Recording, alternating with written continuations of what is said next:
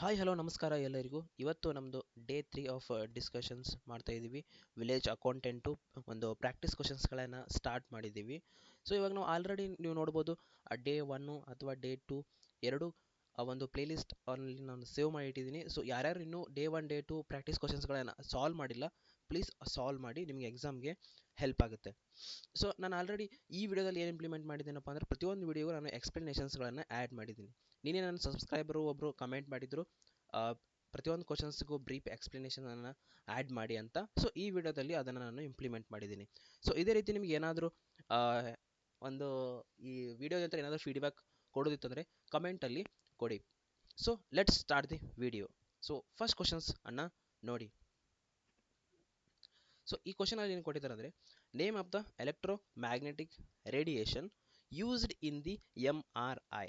So ನಾವು electronic ಒಂದು ಮೆಡಿಕಲಲ್ಲಿ ನೋಡ್ಬೋದು MRI ಸ್ಕ್ಯಾನಿಂಗನ್ನು. ಅದರಲ್ಲಿ ಯಾವ ಒಂದು ಎಲೆಕ್ಟ್ರೋಮ್ಯಾಗ್ನೆಟಿಕ್ ರೇಡಿಯೇಷನನ್ನು ಯೂಸ್ ಮಾಡ್ತಾರೆ ಅಂತ ಈ ಕ್ವಶನನ್ನು ಒಂದು ಪ್ರೀವಿಯಸ್ ಇಯರ್ ಕ್ವಶನ್ ಪೇಪರಲ್ಲಿ ಕೇಳಿದರು. ಸೊ ಸ್ಕ್ಯಾನಿಂಗಲ್ಲಿ ಬಳಸುವಂಥ ಒಂದು ವಿದ್ಯುತ್ ವಾಹಕ ಕಿರಣಗಳ ಒಂದು ಯಾವುದು ಯೂಸ್ ಮಾಡ್ತಾರೆ ಅಂತ ಕೇಳಿದ್ದಾರೆ. ಆಪ್ಷನ್ 1 ಏನು ಕೊಟ್ಟಿದ್ದಾರೆ ಅಂದರೆ ಅಲ್ಟ್ರಾ ವೈಲೆಟ್ ರೇಸ್. ಆಪ್ಷನ್ 2 ಏನು ಕೊಟ್ಟಿದ್ದಾರೆ ಅಂದರೆ radio waves. Option 3 micro waves. Option 4 gamma race. So first ನೀವು ಈ ಕ್ವಶನನ್ನು ಸಾಲ್ವ್ ಮಾಡಿ, ಆಮೇಲೆ ಆನ್ಸರನ್ನು ನೋಡಿ.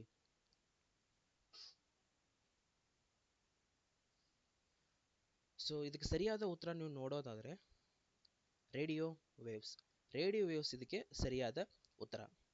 ಸೊ ಇದಕ್ಕೆ ಎಕ್ಸ್ಪ್ಲನೇಷನ್ ನೋಡೋಣ, ಯಾಕಂದರೆ ಮುಂಬರುವ ಎಕ್ಸಾಮ್ಸ್ಗಳಲ್ಲಿ ಇನ್ನೂ ಹೆಚ್ಚಿನ ಕ್ವಶನ್ಸ್ಗಳನ್ನು ಇದ್ರ ಬಗ್ಗೆ ಕೇಳಿದರೆ ಸೊ ನಿಮಗೂ ಒಂದು ಕ್ಲಾರಿಟಿ ಸಿಗುತ್ತೆ. ಸೊ MRI ಸ್ಕ್ಯಾನಿಂಗ್ ಬಗ್ಗೆ ನೋಡೋದಾದರೆ, MRI ಸ್ಕ್ಯಾನಿಂಗು ಫಸ್ಟ್ ಇದು ಒಂದು ಮೆಡಿಕಲ್ ಇಮೇಜಿಂಗ್ ಟೆಕ್ನಿಕಲ್ಲಿ ಯೂಸ್ ಮಾಡ್ತಾರೆ. And used for the detail image of the internal organs, soft tissues, ಹಾಗೆ ಬ್ರೇನ್ ಆಗಿರ್ಬೋದು, ಸ್ಪೈನಲ್ ಕಾರ್ಡು, ಹಾಗೆ ಮಸ್ಕ್ಯೂಲ್ಸು, ಹಾಗೆ ಜಾಯಿಂಟ್ಸು. ಅಂದರೆ ಇದು MRI ಸ್ಕ್ಯಾನಿಂಗ್ ದೇಹದ ಒಂದು ಆಂತರಿಕ ಅಂಗಗಳಾಗಿರಬಹುದು, ಅಥವಾ ಒಂದು ಮೃದು ಅಂಗಗಳಾಗಿರಬಹುದು, ಅಥವಾ ಮೆದುಳು, ಹಾಗೆ ಬೆನ್ನುಹುರಿ, ಹಾಗೆ ಸ್ನಾಯುಗಳು, ಹಾಗೆ ಈಗ ಸಂಧಿಗಳು ಇರ್ತಾವಲ್ಲ, ಸೊ ಅದರದ್ದು ಒಂದು ವಿವರಣಾತ್ಮಕ ಒಂದು ಚಿತ್ರವನ್ನು ಪಡೆಯಲು ಬಳಸುವಂತಹ ಒಂದು ವೈದ್ಯಕೀಯ ಚಿತ್ರಣ ತಂತ್ರಜ್ಞಾನವಾಗಿರ್ತದೆ ಇದು ಒಂದು.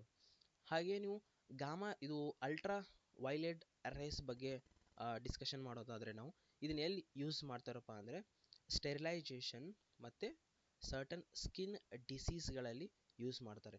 ನಾಟ್ MRI ಸ್ಕ್ಯಾನಿಂಗಲ್ಲಿ ಯೂಸ್ ಮಾಡ್ತಾರೆ. ಅಂದರೆ ಇದೊಂದು ವೈದ್ಯಕೀಯ ಒಂದು ಉಪಕರಣ,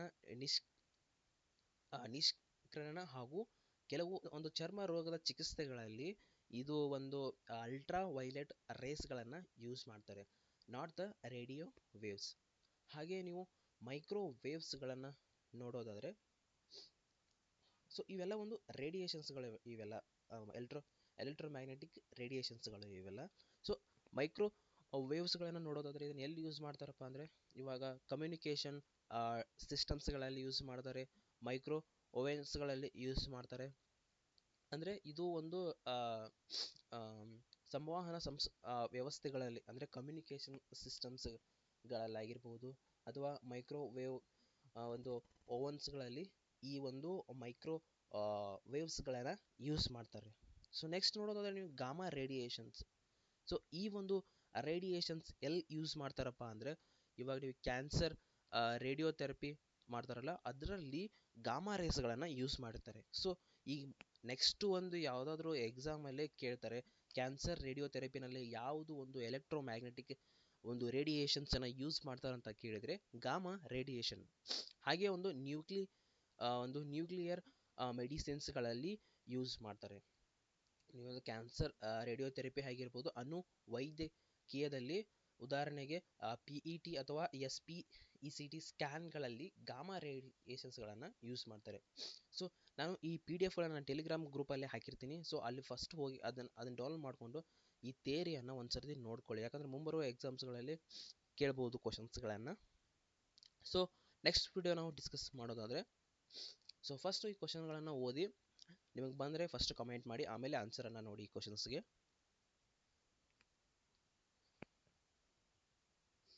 ಸೊ ಕ್ವಶನನ್ನು ನೋಡೋದಾದರೆ, ಏನು ಹೇಳಿದ್ದಾರೆ ಅಂದರೆ, ಸ್ವತಂತ್ರ ಭಾರತದ ಇತಿಹಾಸದಲ್ಲಿ ಒಂದು ಆ, ಸಮಾನ ನಾಗರಿಕ ಸಂಹಿತೆ ಅಂದರೆ ಯೂನಿಫಾರ್ಮ್ ಸಿವಿಲ್ ಕೋಡ್ ಜಾರಿಗೆಗೊಳಿಸಿದ ಮೊದಲ ರಾಜ್ಯ ಯಾವುದು ಅಂತ ಕೇಳಿದ್ದಾರೆ. So which of the following state has the first to in the independent state to enforce the uniform civil code? So ಈ ಕ್ವಶನ್ಗೆ ನೀವು ಆನ್ಸರ್ ಮಾಡ್ಬೇಕಂದ್ರೆ ಫಸ್ಟ್ ನಿಮಗೆ ಅರ್ಥ ಗೊತ್ತಿರಬೇಕು, ಒಂದು ಯೂನಿಫಾರ್ಮ್ ಸಿವಿಲ್ ಕೋಡ್ ಅಂದರೆ ಏನು. ಸೊ ಇಂಡಿಪೆಂಡೆನ್ಸ್ ಒಂದು ಆದ ನಂತರ ಫಸ್ಟ್ ಸ್ಟೇಟ್ ಯಾವುದು ಯೂನಿಫಾರ್ಮ್ ಸಿವಿಲ್ ಕೋಡನ್ನು ತನ್ನ ರಾಜ್ಯದಲ್ಲಿ ಮೊದಲ ಬಾರಿಗೆ ಜಾರಿಗೆಗೊಳಿಸಿದೆ ಅಂತ ಕೇಳಿದ್ದಾರೆ. ಸೊ ಥಿಂಕ್ ಮಾಡಿ ಆನ್ಸರ್ ಮಾಡಿ ಕ್ವಶನ್ಸ್ಗೆ first.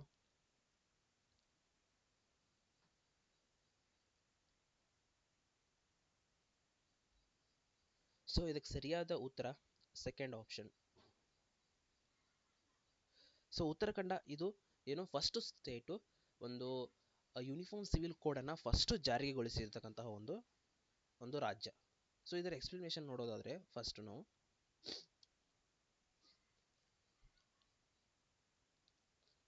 So uniform civil code ಅಂದರೆ ಏನು ಫಸ್ಟ್ ನೋಡೋಣ. ಸೊ ಯೂನಿಫಾರ್ಮ್ ಸಿವಿಲ್ ಕೋಡ್ ಅಂದರೆ ಇದು common set of the civil laws, ಒಂದು common set of civil laws that applies equal to the all the citizens, ಎಲ್ಲ ಸಿಟಿಜನ್ಸ್ಗೆ ಅಪ್ಲೈ ಆಗುವಂತಹ ಒಂದು civil laws irrespective of the religious caste and the community. ಅಂದರೆ ಒಂದು ಒಂದು ಧರ್ಮ ಆಗಿರ್ಬೋದು, ಜಾತಿ ಅಥವಾ ಸಮುದಾಯದ ಭೇದವಿಲ್ಲದೆ ಎಲ್ಲ ನಾಗರಿಕರಿಗೂ ಒಂದು ಸಮಾನವಾಗಿ ಅನ್ವಯಿಸುವ ನಾಗರಿಕ ಒಂದು ಕಾನೂನುಗಳ ಒಂದು ಸಾಮಾನ್ಯ ಸಂಹಿತೆ. ಅಂದರೆ ಎಲ್ಲ ಪೀಪಲ್ಸಿಗೂ ಸ್ಟೇಟಲ್ಲಿರ್ತಕ್ಕಂಥ ಒಂದು ಎಲ್ಲ ಪೀಪಲ್ಸಿಗೂ ಒಂದು ಸೇಮ್ ಲಾಸ್ಗಳನ್ನು ಅಪ್ಲಿಕೇಬಲ್ ಮಾಡ್ತಾರೆ. ಯಾವುದೇ ಒಂದು ರಿಲಿಜಿಯಸ್ ನೋಡೋದಿಲ್ಲ, ಯಾವುದೇ ಒಂದು ಜಾತಿ ನೋಡೋದಿಲ್ಲ, ಇವನ್ನೆಲ್ಲವನ್ನು ಸೈಡಿಗಿಟ್ಟು ಎಲ್ಲರಿಗೂ ಒಂದೇ ಲಾ ಅನ್ನು ಕೊಡ್ತಕ್ಕಂತಹ ಒಂದು ಇದು ಅಂದರೆ ಒಂದು ಯೂನಿಫಾರ್ಮ್ ಸಿವಿಲ್ ಕೋಡ್ ಅಂತ ಹೇಳ್ತಾರೆ. So it seeks to replace the religious based personal laws in the matters such as the. ಅಂದರೆ ಇವಾಗ ಇದು ಒಂದು ಧರ್ಮ ದಾರಿತ್ಯ ವೈಯಕ್ತಿಕ ಕಾನೂನುಗಳ ಒಂದು ಬದಲಿಗೆ ಕೆಳಗಿನ ವಿಷಯಗಳಲ್ಲಿ ಒಂದು ರೀತಿಯ ನಾಗರಿಕ ಕಾನೂನುಗಳನ್ನು ಜಾರಿಗೊಳಿಸುವ ಉದ್ದೇಶದೊಂದಿಗೆ. ಅಂದರೆ ಇವಾಗ ನಮ್ಮ ಸೊಸೈಟಿನಲ್ಲಿ ನೋಡಿರ್ಬೋದು, ಮ್ಯಾರೇಜ್ ಆಗಿರ್ಬೋದು, ಡೈವರ್ಸ್ ಆಗಿರ್ಬೋದು, ಒಂದು ಅಡಾಪ್ಟೇಷನ್ ಅಂದರೆ ಈಗ ದತ್ತು ಸ್ವೀಕಾರ ಆಗಿರಬಹುದು, ಆಸ್ತಿ ಸ್ವೀಕರಣೆ ಆಗಿರ್ಬೋದು, ಇದಕ್ಕೆಲ್ಲನೂ ಏನಾಗಿರ್ಬೇಕು ಅಂದರೆ ಒಂದೇ ಒಂದು ಲಾ ಮಾಡ್ತಾರೆ. ಅಂದರೆ ಇವಾಗ ಹಿಂದೂ ಆಗಿರ್ಬೋದು, ಯಾವುದೇ ಮುಸ್ಲಿಮ್ಸ್ ಆಗಿರ್ಬೋದು, ಯಾವುದೇ ಒಂದು ಜಾತಿ ಆಗಿರ್ಬೋದು, ಎಲ್ಲ ಜಾತಿನಲ್ಲೂ ಒಂದು ಮ್ಯಾರೇಜ್ ಆಗಿರ್ಬೋದು, ಡೈವರ್ಸ್ ಆಗಿರ್ಬೋದು, ಇದಕ್ಕೆಲ್ಲನೂ ಏನಾಗುತ್ತೆ ಒಂದೇ ಲಾ ಅನ್ನು ಇಂಪ್ಲಿಮೆಂಟ್ ಮಾಡಿದರೆ ಅದು ಏನಾಗುತ್ತೆ ಯೂನಿಫಾರ್ಮ್ ಸಿವಿಲ್ ಕೋಡ್ ಆಗುತ್ತೆ. ಸೊ ಕಾನ್ಸ್ಟಿಟ್ಯೂಷನಲ್ಲಿ ಈ ಯಾವ ಒಂದು ಆರ್ಟಿಕಲಲ್ಲಿ ಡಿಸ್ಕಷನ್ ಮಾಡಿದ್ದಾರೆ ಅಂದರೆ ಯೂನಿಫಾರ್ಮ್ ಸಿವಿಲ್ ಕೋಡನ್ನು ನೋಡೋದಾದರೆ ಆರ್ಟಿಕಲ್ 44 ಈ ಯೂನಿಫಾರ್ಮ್ ಸಿವಿಲ್ ಕೋಡನ್ನು ಡಿಸ್ಕಸ್ ಮಾಡಿದ್ದಾರೆ. So very important article. So ನೀವು ನೆಕ್ಸ್ಟ್ ಮುಂಬರುವ ಎಕ್ಸಾಮ್ಸಲ್ಲಿ ಕೇಳಬಹುದು. ಸೊ ಯಾವ ಒಂದು ಪಾರ್ಟಲ್ಲಿ ಡಿಸ್ಕಸ್ ಮಾಡಿದ್ದಾರೆ ಅಂದರೆ part 4 directive principles of the state policy, ರಾಜ್ಯ ನೀತಿ ನಿರ್ದೇಶಕ ತತ್ವಗಳಲ್ಲಿ ಈ ಆರ್ಟಿಕಲ್ 44 ಡಿಸ್ಕಸ್ ಮಾಡಿದ್ದಾರೆ. ಸೊ ಒಂದ್ಸಲ ಈ ಆರ್ಟಿಕಲ್ಸ್ಗಳನ್ನು ನೋಡ್ಕೊಳ್ಳಿ. ಸೊ ಆರ್ಟಿಕಲ್ 44 ಏನು ಹೇಳುತ್ತೆ ಅಂತ ನೋಡೋಣ. The shall should the endurance to secure for the citizens of the uniform civil code throughout the territory of the state ಅಂತ ಹೇಳಿದ್ದಾರೆ. ಅಂದರೆ ಏನರ್ಥ ಅಂದರೆ ಒಂದು ಭಾರತದಲ್ಲಿ ಸಂಪೂರ್ಣ ಒಂದು ಭೂಭಾಗದಾದಂತಹ ಒಂದು ನಾಗರಿಕರಿಗೆ ಸಾಮಾನ್ಯವಾದ ನಾಗರಿಕ ಸಂಹಿತೆಯನ್ನು ಜಾರಿಗೆ ತರಲು ರಾಜ್ಯವು ಪ್ರಯತ್ನಿಸಬೇಕು ಅಂತ ಹೇಳಿದ್ದಾರೆ. ಅಂದರೆ ಪ್ರತಿಯೊಂದು ಸ್ಟೇಟು ಏನು ಮಾಡಬೇಕು, ಒಂದು ಈ ಯೂನಿಫಾರ್ಮ್ ಸಿವಿಲ್ ಕೋಡನ್ನು ಒಂದು ಜಾರಿಗೆ ತರಲು ವರ್ಕ್ ಮಾಡಬೇಕು ಅಂತ ಹೇಳ್ತಾರೆ. ಬಟ್ ನೀವು ನೋಡಿರ್ಬೋದು directive principles of the state policies ಇದು ಒಂದು ಎನ್ಫೋರ್ಸಬಲ್, ಅಂದರೆ ಫೋರ್ಸ್ ಮಾಡೋದಿಲ್ಲ, ಅಂದರೆ ಅವ್ರ ಇಷ್ಟ ಇದ್ದರೆ ಇಂಪ್ಲಿಮೆಂಟ್ ಮಾಡಬಹುದು. ಸೊ ಅದಕ್ಕೆ ಇದು ಒಂದು ಅವರು ಒಂದು ಸ್ಟೇಟ್ ಒಂದು ಇಚ್ಛೆಯಿಂದ ಉತ್ತರ ಕನ್ನಡ ಫಸ್ಟು. ಸೊ ಉತ್ತರಾಖಂಡ್ ಇದು ಒಂದು ಫಸ್ಟ್ ಸ್ಟೇಟು ಆಫ್ಟರ್ ಇಂಡಿಪೆಂಡೆನ್ಸ್ ಆದಮೇಲೆ ಇದು ಯೂನಿಫಾರ್ಮ್ ಸಿವಿಲ್ ಕೋಡನ್ನು ಜಾರಿಗೆ ತಂದಿದೆ ಅಂತ ಹೇಳಬಹುದು. ಸೊ ಯಾವಾಗ ಇದನ್ನು ಜಾರಿಗೆ ತಂದಿದ್ದಾರೆ ಅಂದರೆ 27 ಜನವರಿ 2025ರಂದು. ಸೊ ನಾನು ಆಗಲೇ ಡಿಸ್ಕಸ್ ಮಾಡಿದ್ನಲ್ಲ, institute of the different personal laws of the different religious, ಅಂದರೆ ವಿಭಿನ್ನ ಧರ್ಮಗಳಿಗೆ ವಿಭಿನ್ನ ವೈಯಕ್ತಿಕ ಕಾನೂನುಗಳು ಬದಲಾಗಿ ಒಂದೇ ಕಾನೂನು, ಅಂದರೆ ಈಗ ಮ್ಯಾರೇಜ್ಗೆ ಒಂದೇ ಕಾನೂನು, ಡೈವರ್ಸ್ಗೆ ಒಂದೇ ಕಾನೂನು, ಯಾವುದೇ ಒಂದು ಜಾತಿ ನೋಡೋದಿಲ್ಲ, ಯಾವುದೇ ಒಂದು ಧರ್ಮ ನೋಡೋದಿಲ್ಲ, ಎಲ್ಲರಿಗೂ ಒಂದೇ ರೀತಿಯ ಒಂದು ಕಾನೂನು ಒಂದು ಮಾಡೋದನ್ನು ನಾವೇನಂತೀವಿ, ಯೂನಿಫಾರ್ಮ್ ಸಿವಿಲ್ ಕೋಡ್ ಅಂತ ಹೇಳ್ತೀವಿ. ಸೊ ಈ ರೀತಿ ನೀವು ಆರ್ಟಿಕಲ್ಸ್ಗಳನ್ನು ನೀವು ಒಂದು ನಾರ್ಮಲ್ ಲ್ಯಾಂಗ್ವೇಜಲ್ಲಿ ಅರ್ಥ ಮಾಡ್ಕೊಂಡ್ರೆ ನೀವು ಬಯಾಟ್ ಹೊಡೆಯೋ ರೀತಿನ ಬೇಕಾಗಿರೋದಿಲ್ಲ. ಸೊ ಮುಂಬರುವ ಒಂದು ವಿಡಿಯೋಸ್ಗಳಲ್ಲಿ ಇನ್ನೂ ಹೆಚ್ಚಿನ ಒಂದು ಆರ್ಟಿಕಲ್ಸ್ಗಳನ್ನು ಡಿಸ್ಕಸ್ ಮಾಡೋಣ. ಸೊ ಈ ಪ್ಲೇಲಿಸ್ಟ್ಗಳನ್ನು ಒಂದು ಸೇವ್ ಮಾಡ್ಕೊಳ್ಳಿ. ಸೊ ನೆಕ್ಸ್ಟ್ ಕ್ವಶನ್ ನೋಡೋದಾದ್ರೆ ನೀವು ಏನು ಹೇಳಿದ್ದಾರೆ ಅಂದರೆ, ಒಂದು ಗದಗದ ಕರ್ನಾಟಕ ರಾಜ್ಯ ಯಾವುದಂದರೆ, ಗದಗದ ಕರ್ನಾಟಕದ ರಾಜ್ಯ ಗ್ರಾಮೀಣಾಭಿವೃದ್ಧಿ ಹಾಗೂ ಪಂಚಾಯತ್ ರಾಜ್ ವಿಶ್ವವಿದ್ಯಾಲಯದ ದೇಹ ವಾಕ್ಯ ಯಾವುದು ಅಂತ ಕೇಳಿದ್ದಾರೆ. ಸೊ ಏನು ಹೇಳಿದೆ, what is the motto of the Karnataka state rural development and the Panchayat Raj university Gadag. So ಗದಗದಲ್ಲಿರ್ತಕ್ಕಂತಹ ಒಂದು ಕರ್ನಾಟಕದ ರಾಜ್ಯ ಒಂದು ಗ್ರಾಮೀಣಾಭಿವೃದ್ಧಿ ಮತ್ತು ಪಂಚಾಯತ್ ರಾಜ್ ವಿಶ್ವವಿದ್ಯಾಲಯದ ಒಂದು ದೇಹವಾಕ್ಯ ಯಾವುದು ಅಂತ ಹೇಳಿದ್ದಾರೆ.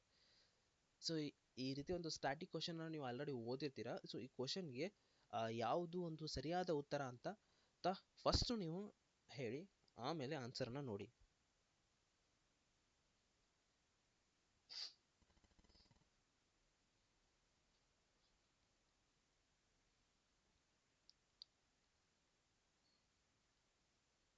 ಸೊ ಇದಕ್ಕೆ ಸರಿಯಾದ ಉತ್ತರ ಆಪ್ಷನ್ 4. ಸೊ ಆಪ್ಷನ್ 4 ಇದಕ್ಕೆ ಸರಿಯಾದ ಉತ್ತರ.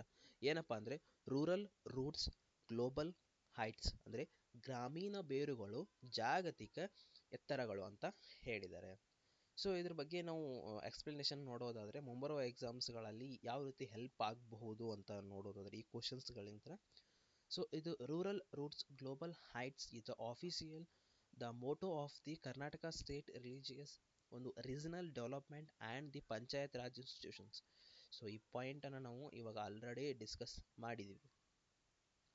ಸೊ ಈ ಮೋಟೋ ಇದು ಏನೊಂದು ದೇಹ ವಾಕ್ಯ ಏನು ಒಂದು ಸಿಗ್ನಿಫೈಸ್ ಮಾಡುತ್ತೆ, ಏನೊಂದು ಅರ್ಥವನ್ನು ಹೇಳುತ್ತೆ ಅಂತ ನೋಡೋದಾದರೆ, ಸ್ಟ್ರೆಂಥನಿಂಗ್ ದ ರೂರಲ್ ಡೆವಲಪ್ಮೆಂಟ್, ಅಂದರೆ ಒಂದು ಗ್ರಾಮೀಣಾಭಿವೃದ್ಧಿಯನ್ನು ಬಲಪಡಿಸುವಂತಹ ಒಂದು ದೇಹ ವಾಕ್ಯದಲ್ಲಿ ನೀವು ಅದರ ಅರ್ಥವನ್ನು ನೋಡ್ಬೋದು. ಹಾಗೆ ಒಂದು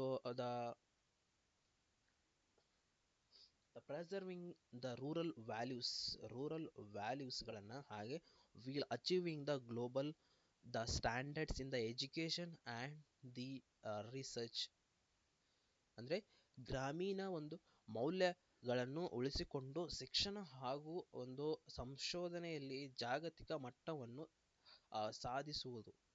ಅಂದರೆ ರೂರಲ್ ಒಂದು ಏನು ರೂಟ್ಸ್ ಇದೆ ಎಂದು ಒಂದು ಗ್ರಾಮೀಣದಿಂದ ಹಿಡಿದು ಗ್ಲೋಬಲ್ವರೆಗೂ ನಾವು ಒಂದು ಸಾಧನೆಯನ್ನು ಮುಟ್ಟಿಸ್ಬೇಕು ಶಿಕ್ಷಣದಲ್ಲಿ, ಸಂಶೋಧನದಲ್ಲಿ ಅನ್ನೋದು ಈ ದೇಹ ವಾಕ್ಯದ ಒಂದು ಅರ್ಥವಾಗಿದೆ ಅಂತ ಹೇಳಬಹುದು. ಸೊ ಮುಂದಿನ ಕ್ವಶನ್ ಹೋಗೋಣ. ಸೊ ನೆಕ್ಸ್ಟ್ ಕ್ವಶನ್, ಈ ಕ್ವಶನನ್ನು ಒಂದ್ಸಲ ಓದ್ಬಿಟ್ಟು ಆನ್ಸರ್ ಬಂದರೆ ಕಮೆಂಟ್ ಮಾಡಿ.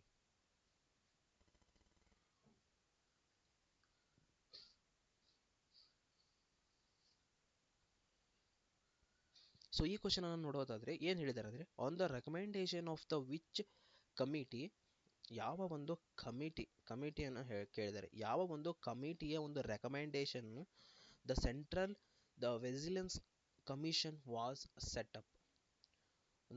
ಯಾವ ಒಂದು ರೆಕಮೆಂಡೇಶನ್ ಮೇಲೆ ಒಂದು ಸೆಂಟ್ರಲ್ ದ ವಿಜಿಲೆನ್ಸ್ ಕಮಿಷನ್ ಏನದು ಸೆಟ್ ಮಾಡಿದ್ದಾರೆ ಅಂತ ಹೇಳಿದ್ದಾರೆ. ಕೆಳಗಿನ ಯಾವ ಒಂದು ಸಮಿತಿಯ ಶಿಫಾರಸುಗಳ ಆಧಾರದ ಮೇಲೆ ಕೇಂದ್ರ ಒಂದು ಜಾಗೃತ ಆಯೋಗ ಯಾವಾಗ ಯಾರು ಒಂದು ಕಮಿಟಿ ಒಂದು ಮೇಲೆ ಸ್ಥಾಪನೆ ಮಾಡಿದ್ರು ಅಂತ ಹೇಳಿದ್ದಾರೆ.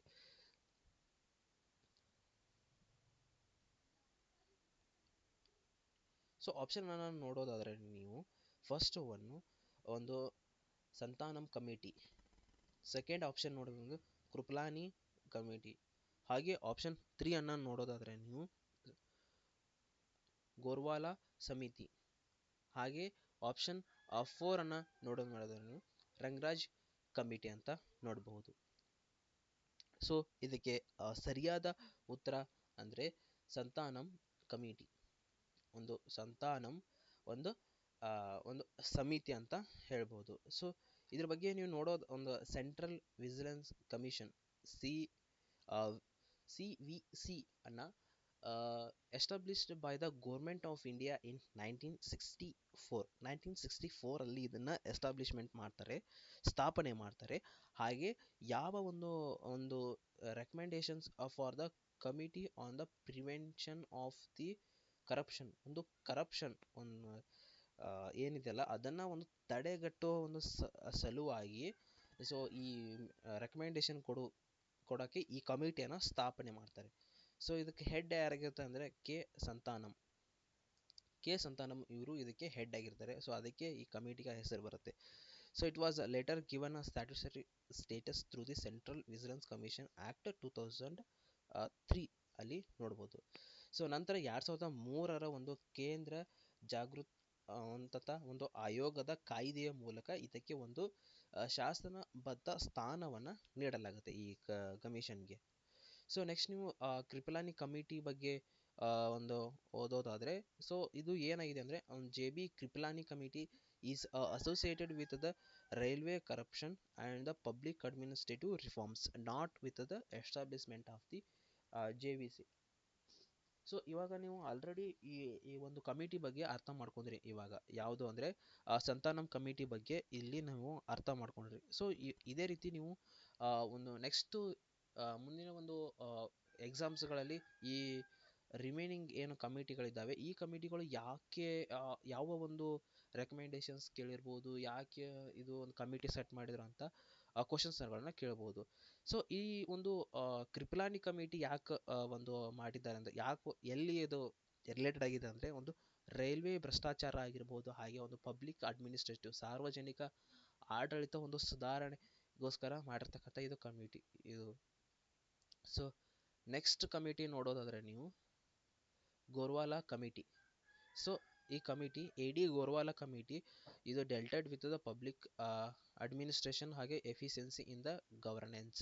ಅಂದರೆ ಇದು ಒಂದು ಸ್ವತಂತ್ರಾದ ನಂತರ ಸಾರ್ವಜನಿಕ ಆಡಳಿತ ಮತ್ತು ಉತ್ತಮ ಆಡಳಿತ ಒಂದು ಕಾರ್ಯತತ್ವಕ್ಕೆ ಕುರಿತು ಕೆಲಸ ಮಾಡುವ ಒಂದು ಇದಕ್ಕೆ ಒಂದು ಇದರದ್ದು ಒಂದು ಕೆಲಸ. ಸೊ ನೆಕ್ಸ್ಟ್ ರಂಗರಾಜನ್ ಕಮಿಟಿ ನೋಡೋದಾದ್ರೆ ನೀವು ರಂಗರಾಜನ್ ಕಮಿಟಿ ಯಾವ ಒಂದು ರಿಲೇಟೆಡ್ ಆಗಿದೆ ಅಂದರೆ, ರಂಗರಾಜನ್ ಕಮಿಟಿ ಇದು ಏನು ಎಕನಾಮಿಕ್ ರಿಫಾರ್ಮ್ಸು ಹಾಗೆ financial sectors, banking, the poverty estimations ಅಲ್ಲಿ ಈ ಒಂದು ಆರ್ಥಿಕ ಸುಧಾರಣೆ ಆಗಿರ್ಬೋದು, ಹಣಕಾಸು ಕ್ಷೇತ್ರ ಆಗಿರ್ಬೋದು, ಬ್ಯಾಂಕಿಂಗ್ ಹಾಗೂ ಬಡತನ ಬಂಜಾವ್ ಕುರಿತು ವಿಶೇಷವನ್ನು ಪರಿಶೀಲನೆಯಲ್ಲಿ ಈ ಒಂದು ರಂಗರಾಜನ್ ಕಮಿಟಿ ಒಂದು ಯೂಸ್ ಇದೆ. ಅದೇ ರೀತಿ ನೀವು ನೆಕ್ಸ್ಟ್ ಕ್ವಶನ್ ಅನ್ನು ನೋಡೋದಾದ್ರೆ, ಸೊ ಈ ಕ್ವಶನ್ ಅನ್ನು ಒಂದ್ಸತಿ ನೋಡಿ ಫಸ್ಟ್ ಆನ್ಸರ್ ಬಂದರೆ ಕಮೆಂಟ್ ಮಾಡಿ.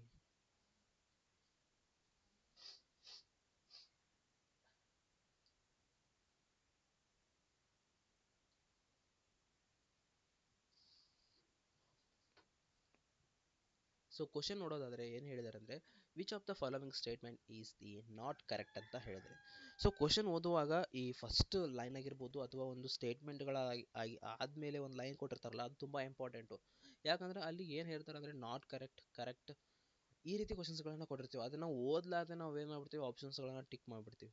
ಸೊ ಫಸ್ಟ್ ನಾವು ಕರೆಕ್ಟಾಗಿ ಅಂಡರ್ಸ್ಟ್ಯಾಂಡ್ ಮಾಡ್ಕೊಳ್ಬೇಕಾಗಿರುತ್ತಂತ ಪಾಯಿಂಟ್ ಯಾವುದಪ್ಪ ಅಂದರೆ ಇದು ನಾಟ್ ಕರೆಕ್ಟ್ ಅಂತ ಹೇಳಿದ್ರೆ.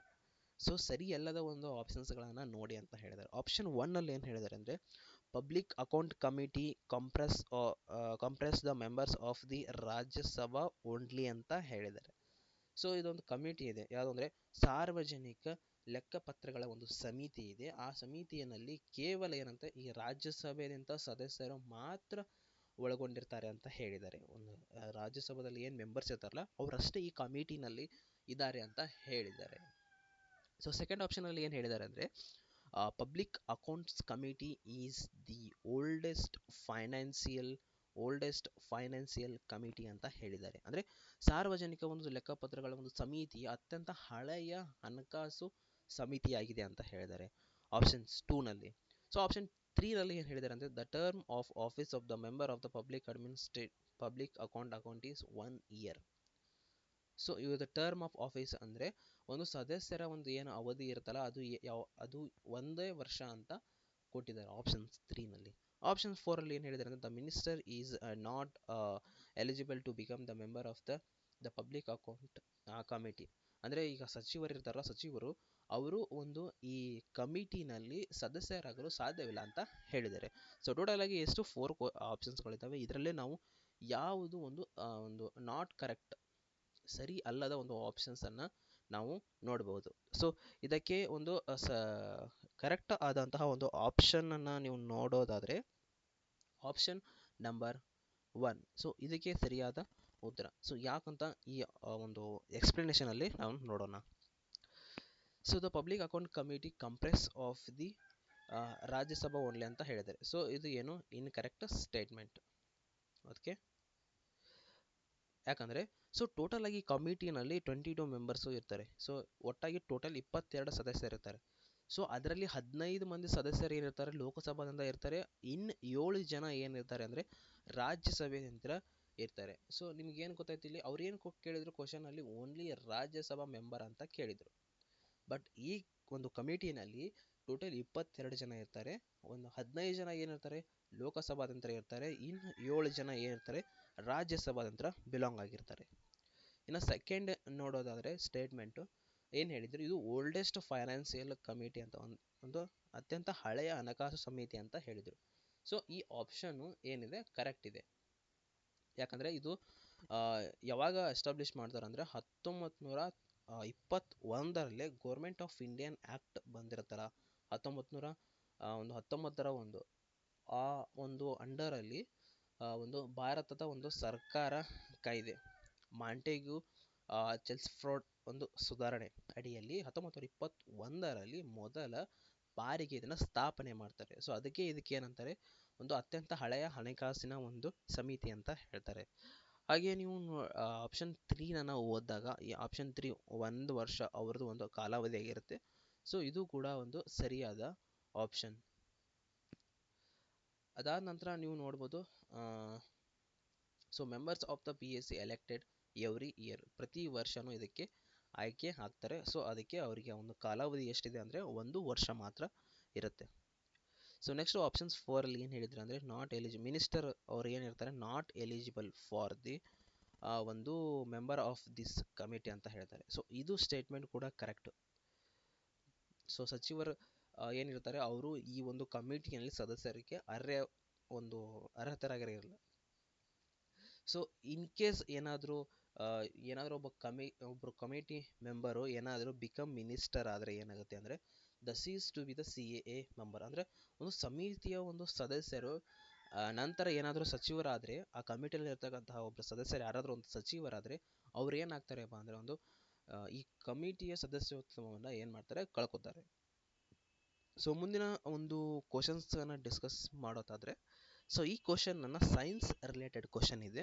ಸೊ ಈ ಕ್ವಶನನ್ನು ಓದ್ಬಿಟ್ಟು ಆನ್ಸರ್ ಮಾಡೋಕ್ಕೆ ಟ್ರೈ ಮಾಡಿ.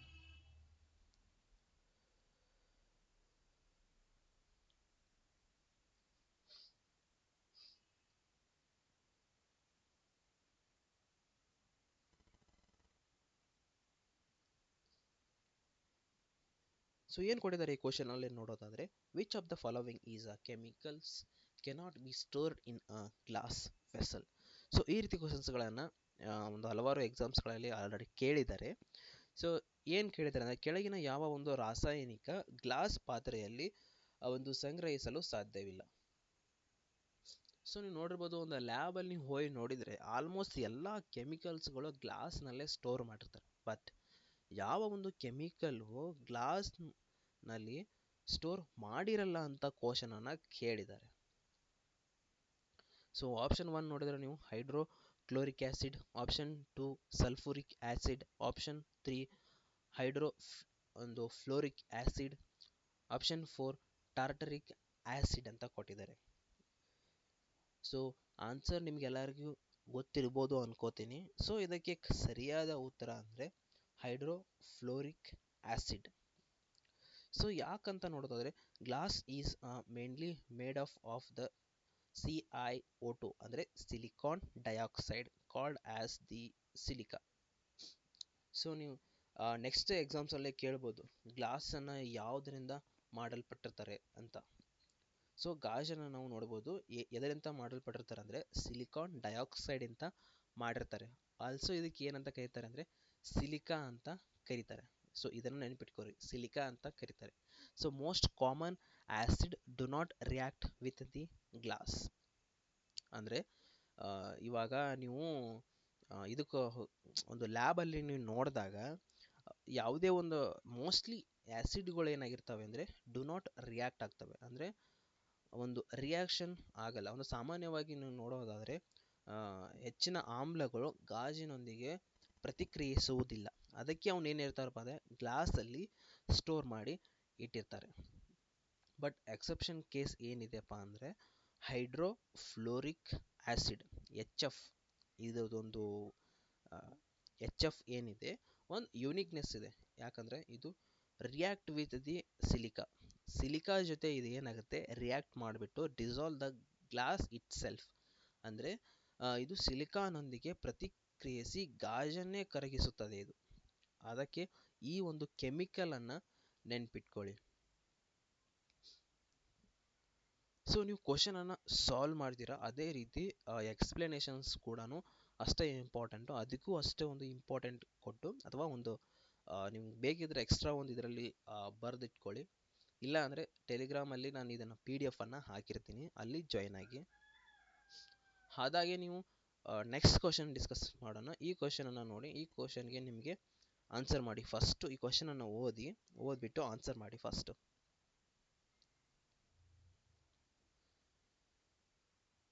ಇದು ಸೇಮು ಸೈನ್ಸ್ ಒಂದು ಕ್ವಶನ್ ಆಗಿದೆ.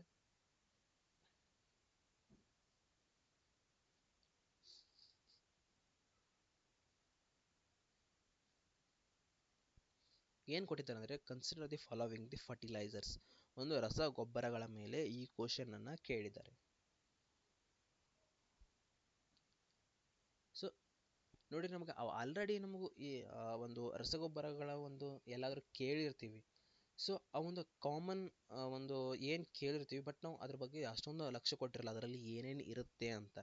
ಬಟ್ ಇವ್ರು ಏನು ಕೊಟ್ಟಿದ್ದಾರೆ, ಏನು ಕೇಳಿದ್ದಾರೆ ಈ ಕ್ವಶನಲ್ಲಿ ಅಂತ ನೋಡೋದಾದರೆ consider the following the fertilisers. So 4 ಫರ್ಟಿಲೈಸರ್ಸ್ಗಳನ್ನು ಕೊಟ್ಟಿದ್ದಾರೆ. ಅವ್ರೇನು ಕೇಳಿದ್ದಾರೆ ಅಂದರೆ ಯಾವ ಒಂದು ಈ ರಸಗೊಬ್ಬರದಲ್ಲಿ ನೈಟ್ರೋಜನ್ ಹೊಂದಿದೆ. So which of the above ಒಂದು fertilisers are the nitrogenous fertilisers ಅಂತ ಕೇಳಿದೆ. ಸೊ ಈ ಫರ್ಟಿಲೈಸರ್ಸ್ಗಳಲ್ಲಿ ಪರ್ಟಿಕ್ಯುಲರ್ ಆಗಿ ನೈಟ್ರೋಜಿನಸ್ ಫರ್ಟಿಲೈಸರ್ಸ್ ಅಂದರೆ ಒಂದು ನೈಟ್ರೋಜನ್ ಹೊಂದಿರುವ ಒಂದು ರಸಗೊಬ್ಬರಗಳು ಯಾವುವು ಅಂತ ಕೇಳಿದ್ದಾರೆ. ಸೊ ಇದಕ್ಕೆ ಆನ್ಸರ್ ಅನ್ನು ನೋಡೋದಾದರೆ ನೀವು, ಸೊ ಸರಿಯಾದ ಉತ್ತರ ನೋಡೋದಾದರೆ ಇದಕ್ಕೆ ಆಪ್ಷನ್ ನಂಬರ್ 2 A ಮತ್ತು B. ಯೂರಿಯಾ ಹಾಗೂ ಅಮೋನಿಯಂ ನೈಟ್ರೇಟಲ್ಲಿ ಏನಿರುತ್ತೆ ಅಂದರೆ ಒಂದು ನೈಟ್ರೋಜನ್ ಕಂಟೆಂಟು ಇರುತ್ತೆ. ಸೊ ಈ ಟೇಬಲನ್ನು ನೋಡಿ ನೀವು ಗೊತ್ತಾಗುತ್ತೆ. ಸೊ ಫಸ್ಟು ಯೂರಿಯಾದಲ್ಲಿ ನೈಟ್ರೋಜನ್ ಪ್ರಮಾಣ ಎಷ್ಟಿರುತ್ತೆ, ಅರೌಂಡ್ 46% ನೈಟ್ರೋಜನ್ ಇರುತ್ತೆ. ಆಮೇಲೆ ಅಮೋನಿಯಂ ನೈಟ್ರೇಟಲ್ಲಿ ನೋಡೋದಾದರೆ ನೈಟ್ರೋಜನ್ ಎಷ್ಟಿರುತ್ತೆ, 33 to 34% ಇರುತ್ತೆ. ಹಾಗೆ ನೀವು ಆಪ್ಷನ್ 3ನಲ್ಲಿ ನೋಡೋದಾದರೆ ಟ್ರಿಪಲ್ ಸಲ್ಫರ್ ಫಾಸ್ಫೇಟ್ ಅಂದರೆ ಇದು ಒಂದು ಸಲ್ಫರ್, ಇದರಲ್ಲೇ ಸಲ್ಫರ್ ಇರುತ್ತೆ. ನೀವು ನೆಕ್ಸ್ಟು ಏನಾದರೂ ಮುಂದಿನ ಕ್ವಶನ್ಸ್ಗಳಲ್ಲಿ ಸಲ್ಫರ್ ರಿಲೇಟೆಡ್ ಏನಾದರೂ ಕ್ವಶನ್ಸ್ ಕೇಳಿದರೆ, ಇವಾಗ ನೈಟ್ರೋಜನ್ ಒಂದು ಫರ್ಟಿಲೈಸರ್ಸ್ ಕೇಳಿದ್ದಾರೆ. ಸೊ ನೆಕ್ಸ್ಟು ಒಂದು ಕ್ವಶನ್ಸ್ಗಳಲ್ಲಿ ಏನಾದರೂ ಫಾಸ್ಫರಸ್ ಒಂದು ಫರ್ಟಿಲೈಸರ್ಸ್ಗಳ ಬಗ್ಗೆ ಕೇಳ್ಬೋದು, ಅದಕ್ಕೆ ಈ ಆಪ್ಷನ್ಸ್ಗಳನ್ನು ಇನ್ಕ್ಲೂಡ್ ಮಾಡಿದ್ದೀನಿ. ಸೊ ಫಸ್ಟ್ ಒಂದು TSP ಅಂದರೆ ದ ಟ್ರಿಪಲ್ ಸೂಪರ್ ಫಾಸ್ಫೇಟು, ಹಾಗೆ SOP so potassium sulphate fertiliser, ಇದರಲ್ಲಿ ಪೊಟ್ಯಾಷಿಯಂ ಇರುತ್ತೆ. ಸೊ ನೆಕ್ಸ್ಟ್ ಕ್ವಶನ್ ಅನ್ನು ಸಾಲ್ವ್ ಮಾಡೋಣ. ಸೊ ಈ ಕ್ವಶನ್ ಅನ್ನು ಓದಿ.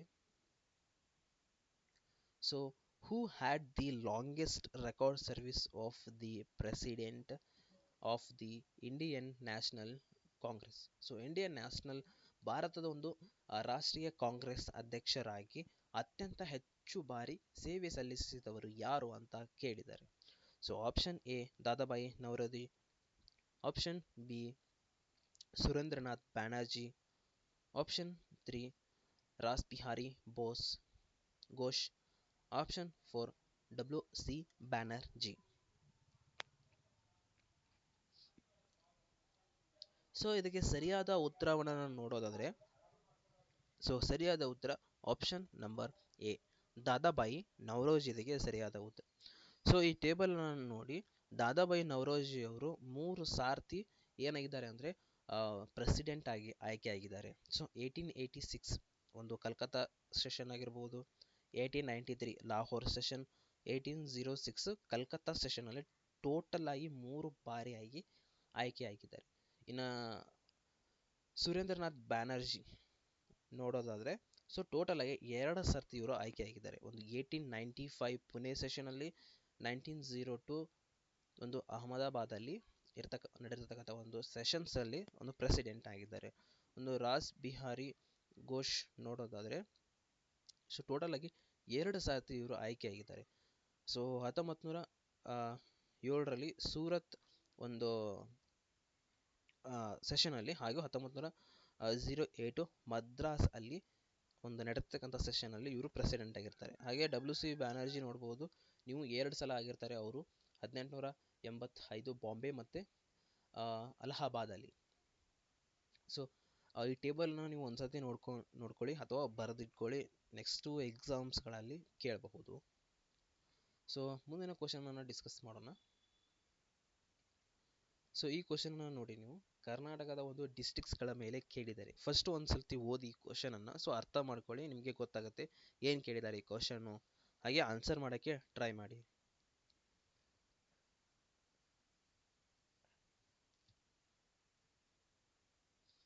ಸೊ ಈ ವಿಡಿಯೋ ಯಾರ್ಯಾರು ಫುಲ್ ನೋಡ್ತಿರಲ್ಲ, ಲಾಸ್ಟಿಗೆ ನೀವು ಕಮೆಂಟ್ ಮಾಡಿ ಡೇ 3 ಹಾಗೆ ನಿಮ್ಮ ಸ್ಕೋರನ್ನು ಕಮೆಂಟ್ ಮಾಡಿ, ಸೊ ಎಷ್ಟು ನೀವು ಸರಿ ಮಾಡಿದ್ರಿ ಅಂತ. ಸೊ ಏನು ಕೊಟ್ಟಿದ್ದಾರೆ ಅಂದರೆ, arrange the following the districts of the Karnataka from the smallest to largest. So ಇದು ಏನು ಹೇಳಿದ್ದಾರೆ ಅಂದರೆ, ಸ್ಮಾಲೆಸ್ಟ್ ಟು ಲಾರ್ಜೆಸ್ಟ್ ಆಗಿ ಜಿಯೋಗ್ರಫಿಕಲ್ ಏರಿಯಾಗಳನ್ನು ಒಂದು ಕ್ರಮಬದ್ಧವಾಗಿ ಜೋಡಿಸಿ ಅಂತ ಹೇಳಿದ್ದಾರೆ. ಅಂದರೆ 2021ರ ಭೌಗೋಳಿಕ ಒಂದು ವಿಸ್ತರಣಾ ಆಧಾರದ ಮೇಲೆ ಕರ್ನಾಟಕದಲ್ಲಿ ಕೆಳಗಿನ ಜಿಲ್ಲೆಗಳನ್ನು ಚಿಕ್ಕದಿಂದ ಹಿಡಿದು ದೊಡ್ಡದವರೆಗೆ ಒಂದು ಕ್ರಮವಾಗಿ ಜೋಡಿಸಿ ಅಂತ ಹೇಳಿದ್ದಾರೆ. ಸೊ ಆಪ್ಷನ್ 1 ಅಲ್ಲಿ ಏನು ಕೊಟ್ಟಿದ್ದಾರೆ ಅಂದರೆ, ರಾಮನಗರ, ಕೊಡಗು, ಬೆಂಗಳೂರು ರೂರಲ್, ಬೆಳಗಾವಿ ಹಾಗೂ ತುಮಕೂರನ್ನು ಕೊಟ್ಟಿದ್ದಾರೆ. ಆಪ್ಷನ್ 2 ನಲ್ಲಿ ಏನು ಕೊಟ್ಟಿದ್ದಾರೆ ಅಂದರೆ, ಕೊಡಗು, ಬೆಂಗಳೂರು ರೂರಲ್, ರಾಮನಗರ, ತುಮಕೂರು ಹಾಗೂ ಬೆಳಗಾವಿಯನ್ನು ಕೊಟ್ಟಿದ್ದಾರೆ.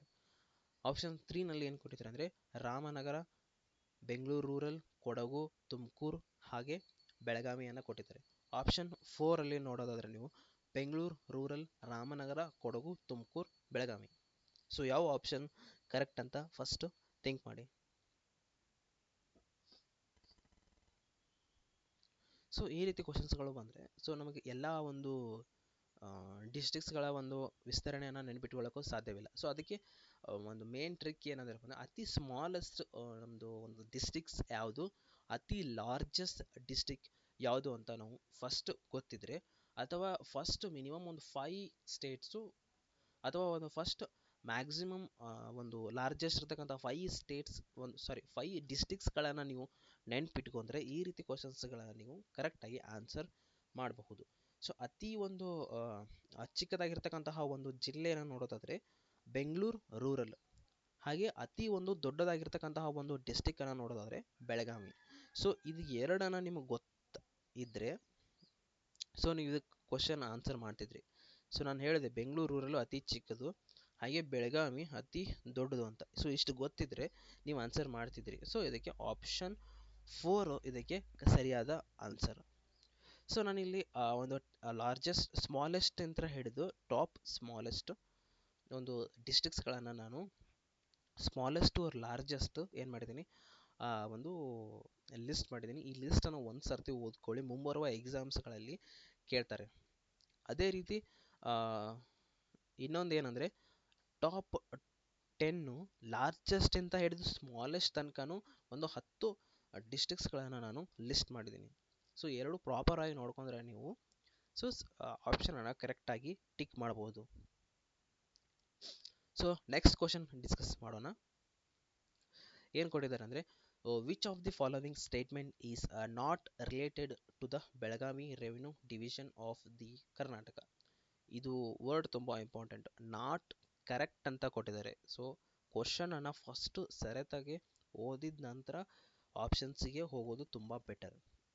ಸೊ ಯಾರು ರಿಲೇಟೆಡ್ ಕೇಳಿದೆ ಅಂದರೆ ಬೆಳಗಾವಿ ರೆವಿನ್ಯೂ ಡಿವಿಷನ್ ಬಗ್ಗೆ ಕೇಳಿದ್ದಾರೆ. ಅಂದರೆ ಕರ್ನಾಟಕದ ಬೆಳಗಾವಿ ಕಂದಾಯ ವಿಭಾಗಕ್ಕೆ ಸಂಬಂಧಿಸಿದಂತಹ ಈ ಕೆಳಗಿನ ಹೇಳಿಕೆಗಳನ್ನು ಸರಿಯಾಗಿಲ್ಲ ಅಂತ ಹೇಳಿದ್ದಾರೆ.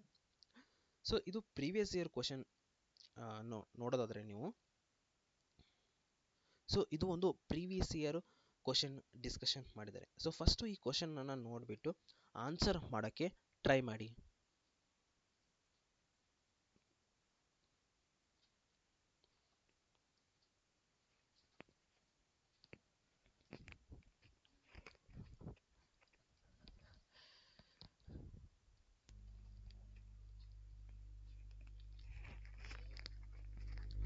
ಸೊ ಇದಕ್ಕೆ ಸರಿಯಾದ ಉತ್ತರ ನೋಡೋದಾದರೆ ಸ್ಟೇಟ್ಮೆಂಟ್ಸ್ಗಳನ್ನು ತೋರಿಸ್ತೀನಿ, ಒಂದ್ಸರ್ತಿ ನೋಡ್ಕೊಳ್ಳಿ.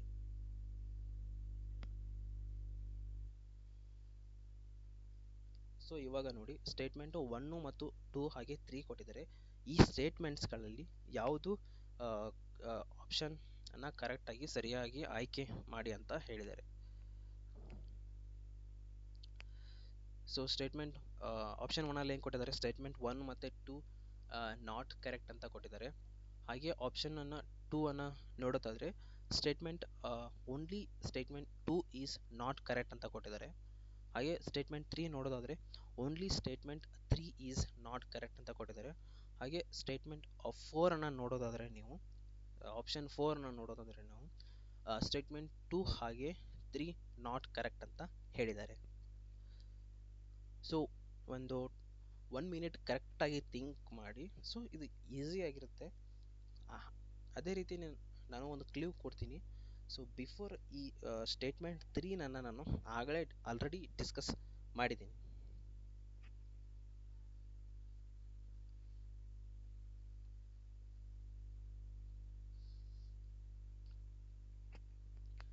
ಸೊ ಆನ್ಸರ್ನ ನೋಡೋದಾದರೆ ಇದಕ್ಕೆ option 3 is correct answer. Only statement 3 is not correct. ಯಾಕಂತ ಇದಕ್ಕೆ ಎಕ್ಸ್ಪ್ಲನೇಷನ್ ನೋಡ್ಕೊತ ಹೋಗೋಣ. ಸೊ ನೀವು ಫಸ್ಟ್ ನೋಡ್ಬೋದು, ಬೆಳಗಾವಿ ಒಂದು ರೆವೆನ್ಯೂ ಡಿವಿಷನ್, ಅಲ್ಲಿ ಟೋಟಲ್ ಆಗಿ 7 ಡಿಸ್ಟ್ರಿಕ್ಟ್ಸ್ಗಳಿದ್ದಾವೆ. ಸೊ ಯಾವ್ಯಾವ ಅಂದರೆ ಬೆಳಗಾವಿ ಆಗಿರ್ಬೋದು, ಬಾಗಲಕೋಟ್, ಧಾರವಾಡ, ಗದಗ, ಹಾವೇರಿ, ಉತ್ತರ ಕನ್ನಡ ಹಾಗೆ Vijayapura. Hence this statement is correct. So total ಆಗಿ ಎಷ್ಟಿದ್ದಾವೆ, ಟೋಟಲ್ ಆಗಿ 7 ಡಿಸ್ಟ್ರಿಕ್ಟ್ಸ್ಗಳಿದ್ದಾವೆ. ಸೊ ನೆಕ್ಸ್ಟ್ ಒಂದು ಆಪ್ಷನ್ ನೋಡೋದಾದರೆ Belagavi is also popular as the Kittur Karnataka. So Belagavi ಒಂದು ಪ್ರದೇಶವನ್ನು ಜನಪ್ರಿಯವಾಗಿ ಕಿತ್ತೂರು ಕರ್ನಾಟಕ ಎಂದು ಕರೆಯಲಾಗುತ್ತದೆ. ಸೊ ಹೌದು, ಇದಕ್ಕೆ the name is associated with the history of the Kittur reason has been officially used for the government of Karnataka.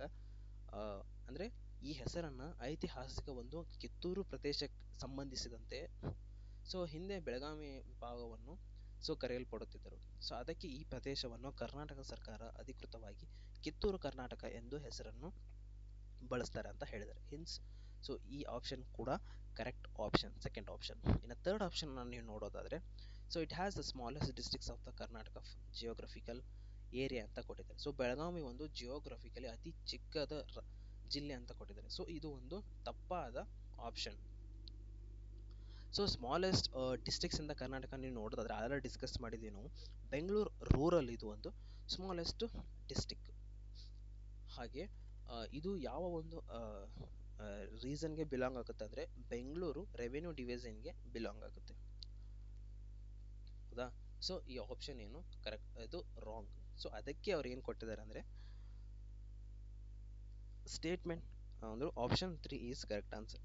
Only the statement 3 is incorrect. ಅಂದರೆ ಹೇಳಿಕೆ 3 ಮಾತ್ರ ಸರಿ ಇಲ್ಲ ಅಂತ ಹೇಳಿದ್ದಾರೆ.